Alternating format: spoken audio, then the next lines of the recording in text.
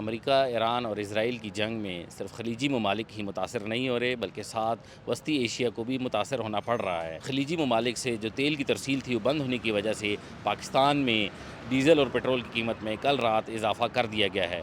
آئیے چلتے ہیں اور جانتے ہیں عوام کے ان پر کیا تاثرات ہیں۔ اچھا، رات کو آپ کو پتہ ہے 55 روپے لیٹر پیٹرول مہنگا ہو گیا ہے، اس سے آپ کے کام پہ کیا اثرات پڑیں گے؟ رات تو بہت زیادہ پڑی ہے، آگے مہنگائی اتنی ہے، بے روزگاری اتنی ہے کہ گھر جو ہے نا افطاری کے لیے بندہ افطاری نہیں لے کے جا سکتا، یہ حالات ہیں۔ اور اوپر سے انہوں نے یہ پیٹرول اور مہنگا کر دیا۔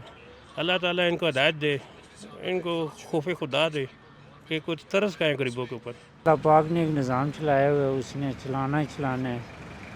یہی آٹا ہم 800 خریدتے تھے، آج ہم 2300 2200 کا خریدتے ہیں، پھر بھی اللہ پاک چلا رہا ہے۔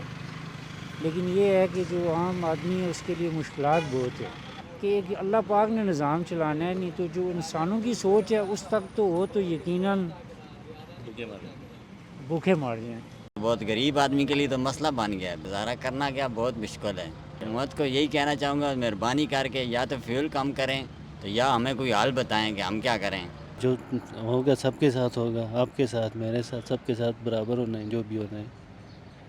ظاہر ہے مجھے ڈیزل مہنگا ملے گا تو میں بھی کسی کو رینٹ زیادہ ہی لوں گا نا، کسی سے، چاہے آپ میں ہوں کوئی بھی ہے، برابر ہے، سب کے ساتھ ہوگا جو بھی ہوگا۔ اسے ان کے گورنمنٹ کے کیا اکثر ان اللہ پاک ہدایت دو کیا اکثر سے اور سے کیا اکثر سے اور تو ڈاڈے وہ تو گولیاں مار دے کیا آتے ہیں بس وہ باہر نکلتے گولیاں ساتھ ہوا کام ہی نہیں کرتے اور کیا کرتے۔ اصل بات یہ ہے کہ کام پہلے کا ہی نہیں ہے، رمضان پڑا ہے تو کام نہیں ہے۔ اور دوسری بات رہی پیٹرول کی، پیٹرول مہنگا تو خالی پیٹرول نہیں ہوا، ہر شے مہنگی ہے۔